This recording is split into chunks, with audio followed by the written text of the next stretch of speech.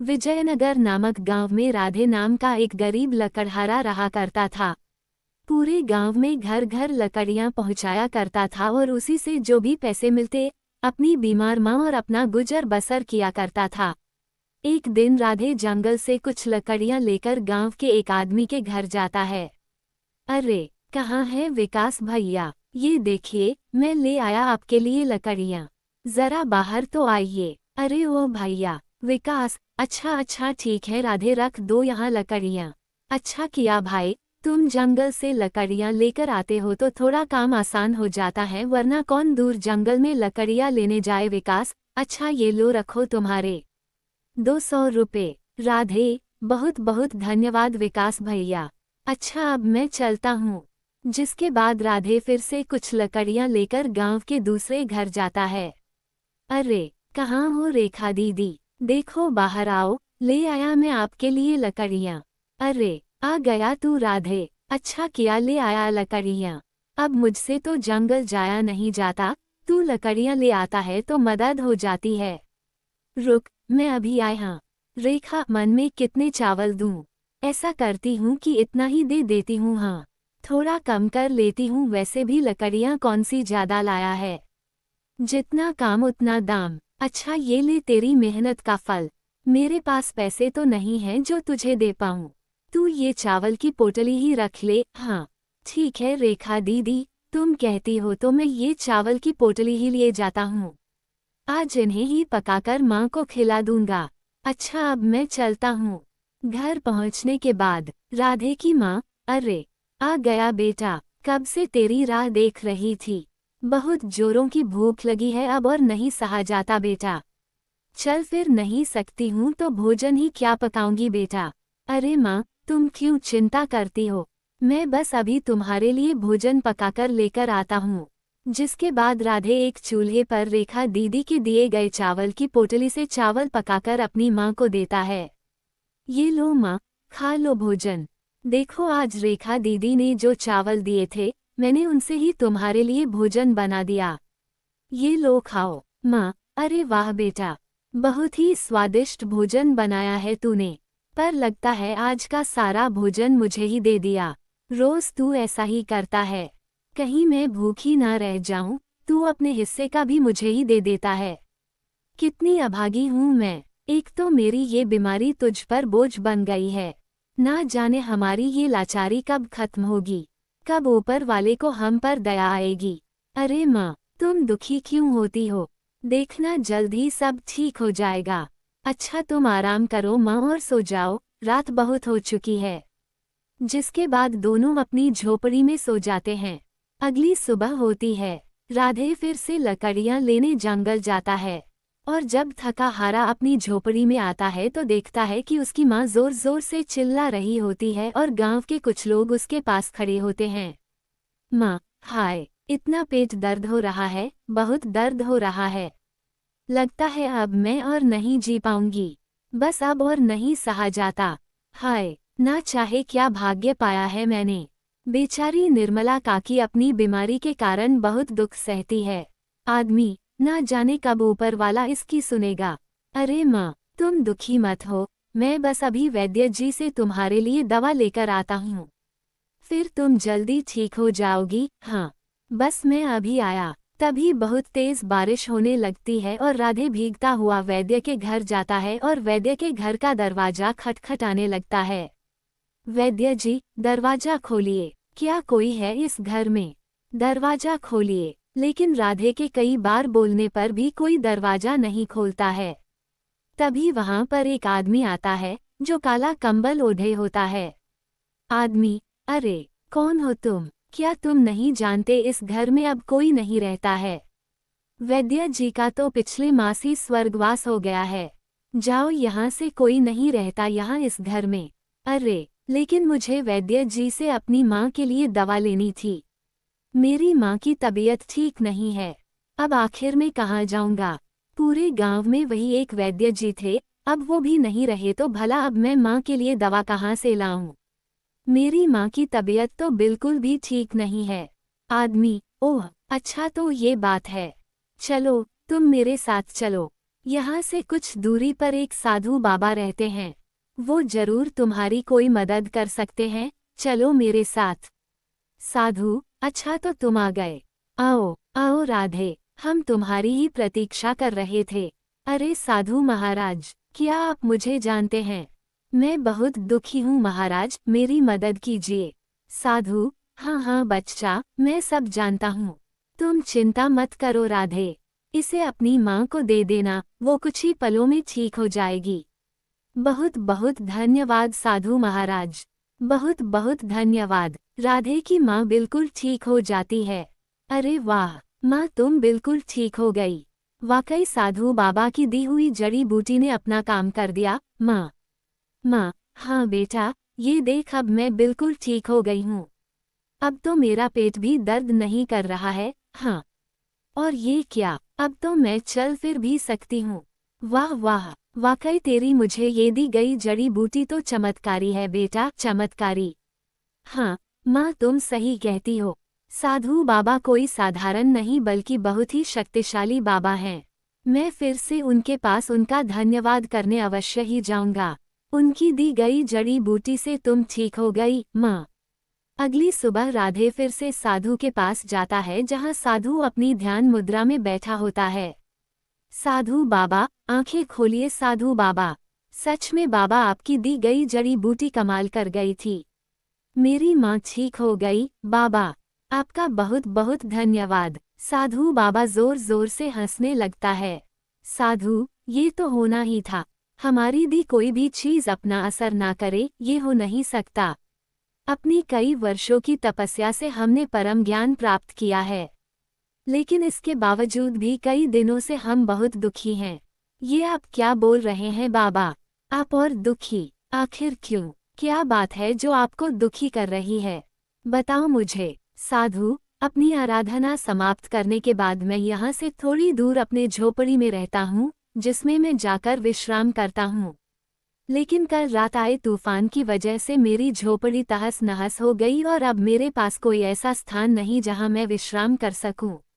इस जंगल में आधी रात को जंगली जानवर आया करते हैं। मुझे भय है यहाँ स्थान पर अकेला देखकर वो मुझे अपना भोजन ना बना लें। अरे, अच्छा तो ये बात है। आप चिंता मत कीजिए, मैं एक लकड़हारा हूँ। आपकी समस्या का उपाय है मेरे पास। चलिए, आप मुझे अपनी टूटी हुई झोपड़ी के पास ले चलिए। अभी रुकिए साधु बाबा, मैं बस अभी आया। उद्धरण चिन्ह। जिसके बाद राधे जंगल जाता है और कुछ लकड़ियां और घास फूस लेकर साधु बाबा के पास आता है और फिर से साधु बाबा की टूटी झोपड़ी बनाने लगता है और देखते ही देखते वह फिर से साधु बाबा की बहुत सुंदर झोपड़ी बना देता है। ये लीजिए बाबा, आपकी झोपड़ी बनकर तैयार हो गई है। ये पहले से काफी मजबूत और सुंदर बन गई है। देखिए, अब आप इसमें आराम से विश्राम कर पाएंगे। साधु, सच में तुमने तो बहुत ही सुंदर झोपड़ी बना दी। अब हम इसमें अच्छे से विश्राम कर पाएंगे। हमें किसी जंगली जानवर का भी कोई भय नहीं होगा। वाह, मैं तुमसे बहुत खुश हूँ। बताओ, तुम्हारी क्या इच्छा है? हम अवश्य ही पूरा करेंगे। बताओ हमें। राधे, आप ऐसा कर सकते हैं तो साधु बाबा मुझे कोई ऐसी वस्तु दे दीजिए जिससे मेरी बूढ़ी माँ को कभी भूखा ना रहना पड़े। बस कोई ऐसी वस्तु दे दीजिए बाबा।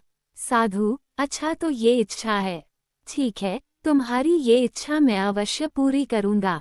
तभी साधु बाबा की शक्ति से वहाँ एक चमकती हुई कड़ाही आ जाती है।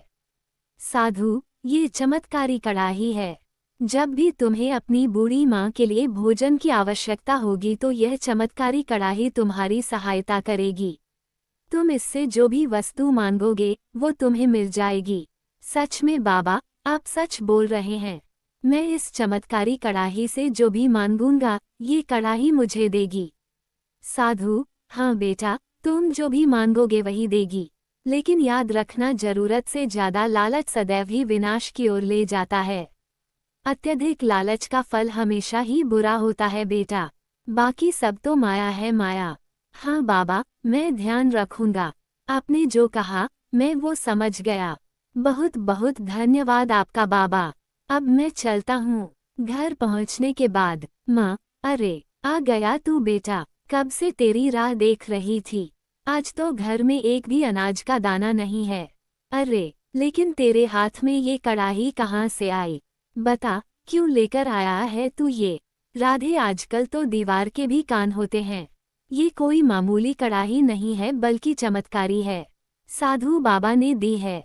रुको अभी, ये चमत्कारी कड़ाही, मुझे खूब सारा भोजन चाहिए जिससे मेरा और मेरी माँ का पेट भर जाए।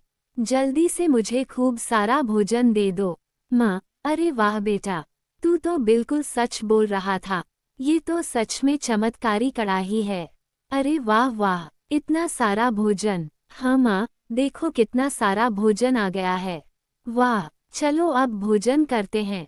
आगे से राधे और उसकी माँ को जब भी भोजन चाहिए होता था, तब वो उस चमत्कारी कड़ाही से मांगते और रोज बड़े चाव से भोजन करते।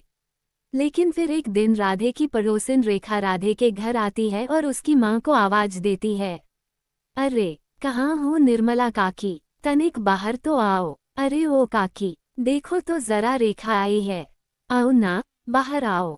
काकी, अरे, आओ आओ रेखा बेटी, कैसे आना हुआ? आज बड़े दिन बाद आई हो, सब ठीक तो है? अरे, हाँ काकी, सब ठीक है। क्या बताऊं काकी, बड़ी दुखी हूँ। अब तुम तो जानती ही हो, कई दिनों से मेरी फसल खराब हो रही है तो घर में अनाज का एक भी दाना नहीं है। तो तनिक थोड़े से चावल मिल जाते तो अच्छा होता काकी। आज भूखा नहीं सोना पड़ेगा। रेखा की ऐसी बातें सुनकर राधे की माँ को रेखा पर दया आ जाती है। काकी, अच्छा अच्छा ठीक है, तुम यही रुको, मैं अभी तुम्हारे लिए चावल लेकर आती हूँ। काकी, अरे ओ चमत्कारी कड़ाही, मुझे खूब सारे चावल चाहिए। देखते ही देखते जादुई कड़ाही से खूब सारे चावल निकलने लगते हैं और यह सब रेखा छुपकर देख रही होती है। रेखा मन में, अरे बाबा, ये क्या, इतने सारे चावल, वो भी इस मामूली से कड़ाही से। वाह वाह, अब तो मुझे कड़ाही चाहिए। हाँ, कितना अच्छा होगा अगर ये चमत्कारी कड़ाही मेरे पास आ जाएगी। इससे अपनी हर इच्छा पूरी करूंगी। हाँ, रेखा, बहुत बहुत धन्यवाद काकी, तुम सच में कितनी अच्छी हो। वाह वाह, ऊपर वाला तुम्हें लंबी उम्र दे काकी। रेखा मन में, अरे, देखो तो सही इस चालाक बुढ़िया को। देखो तो पूरी की पूरी चमत्कारी कड़ाही लेकर बैठी हुई है और मुझे दिए ये कुछ चावल के दाने, जिन्हें लेकर रेखा अपने घर चली जाती है। थोड़ी देर बाद रेखा चुपके से फिर से आती है और चुपके से रसोई में आती है, जहां वह चमत्कारी कड़ाही रखी होती है। रेखा, तुझे पाकर तो मुझे सब कुछ मिल जाएगा। हाँ, अच्छा, इससे पहले मुझे वो देख ले, मुझे चमत्कारी कड़ाही ले जानी होगी। हाँ, अब मैं इस चमत्कारी कड़ाही से अपनी हर इच्छा पूरी करूंगी। हाँ, लेकिन अभी तो मुझे बहुत जोरों की भूख लगी है। रेखा, अरे ओ चमत्कारी कड़ाही, मुझे खूब सारा मजेदार और स्वादिष्ट भोजन चाहिए। हाँ, खूब सारा। अरे वाह, इतना सारा भोजन, वाकई ये तो सच में चमत्कारी कड़ाही है। अरे वाह वाह, बड़ा ही मजेदार और स्वादिष्ट भोजन है, खाकर मजा ही आ गया। वाह वाह, क्या चमत्कारी कड़ाही हाथ आई है। क्यों ना मैं इससे और भी कुछ मांगूं, मांग के देखूं, और भी कुछ मांगते हूँ। रेखा, अरे ओ चमत्कारी कड़ाही, जरा मुझे कुछ चांदी के सिक्के चाहिए, क्या तुम दे पाओगी? दे दो मुझे चांदी के सिक्के। अरे वाह वाह, क्या अद्भुत कड़ाही है। वाह, अब तो मुझे किसी भी वस्तु की कोई कमी नहीं होगी। हाँ, जो भी मुझे चाहिए वो मैं इस कड़ाही से मांग लूंगी। अभी मांग लूं क्या? क्या पता कल ये अपना चमत्कार ना दिखा पाए, तो तब तो मेरे हाथ कुछ भी नहीं आएगा। नहीं नहीं, सुन जादुई कड़ाई, मेरे ऊपर सोने चांदी, हीरे, मोती, जवाहरात सबकी बारिश करा दे। ऐसी बारिश जो आज तक किसी ने ना देखी हो। इतना धन की एक गांव क्या, इस पूरी दुनिया को भी मेरे धन का 1/3 कमाने के लिए कई कई जन्म लेने पड़ जाए। हाँ, इतना दे दे बस। अब मुझे इस दुनिया का सबसे अमीर बनने से कोई नहीं रोक सकता, कोई भी नहीं। इतना बोलते ही कड़ाही में से सोने और चांदी की बारिश होने लगती है और देखते ही देखते खूब सारा सोना चांदी गिरने लगता है और उस पर भारी भारी सोने चांदी की चीजें गिरने लगती हैं। लगातार भारी चीजों से रेखा पे चोट लगने लगती है। तभी गाय भैंसों की आवाज सुन वो बाहर आती है। जैसे ही रेखा घर के बाहर जाती है तो उसके तबेले में आग लग चुकी होती है और उसकी गाय भैंस इधर उधर भाग रही होती हैं। तभी पूरे तबेले में आग लग जाती है और जैसे ही वो कुछ सोचती है इतने में उसका सारा घर जलकर राख हो जाता है। रेखा, अरे रे, ये क्या हुआ? ये आग कैसे लग गई? अरे, ये क्या हो गया? अरे, मेरा धन, ये क्या हो गया? मेरा सारा धन और वो चमत्कारी कड़ाही आग में जलकर खाक हो गई। लगता है ये सब मेरे लालच की वजह से हुआ है। मुझे वो चमत्कारी कड़ाही निर्मला काकी की झोपड़ी से चोरी ही नहीं करनी चाहिए थी। मुझे जाना होगा निर्मला काकी के पास, माफी मांगनी होगी। उस आग में उसका पूरा घर जलकर राख हो जाता है। लेकिन जब रेखा काकी के घर जाती है तो जादुई कड़ाही बिल्कुल सुरक्षित उसी स्थान पर रखी होती है। रेखा, अरे, ये कैसे संभव है? ये चमत्कारी कड़ाही तो आग में जलकर राख हो गई थी, फिर ये यहाँ कैसे? मेरी तो कुछ समझ नहीं आ रहा। अरे, ये चमत्कारी कड़ाही तो मैं चुराकर अपने साथ ले गई थी, जिसके बाद ही मेरे साथ ये सब कुछ हुआ। मुझे जो कुछ भी इस चमत्कारी कड़ाही से प्राप्त हुआ था, वो सब जलकर खाक हो गया। काकी, तुम्हारे लालच के ही कारण हुआ है। साधु बाबा ने कहा था, जब कोई इस चमत्कारी कड़ाही का उपयोग अपने अत्यधिक लालच के लिए करेगा तो ये चमत्कारी कड़ाही उसके लालच का फल उसे अवश्य ही देगी। ये चमत्कारी कड़ाही तो यही थी। ये तो मेरी इस झोपड़ी से कभी बाहर गई ही नहीं रेखा बेटी। जिस चमत्कारी कड़ाही को तुम चुराकर ले गई थी, वो तो इसकी परछाई थी जिसने तुम्हारे लालच का फल तुम्हें दे दिया। हाँ काकी, अब मैं समझ गई हूँ। मनुष्य को उसकी अत्यधिक लालच का फल अवश्य मिलता है। मुझे लालच नहीं करना चाहिए था। मेरे लालच के कारण ही मेरी ये दशा हो गई है। इस कहानी से आपने क्या सीखा? नीचे कमेंट में हमें जरूर बताएं।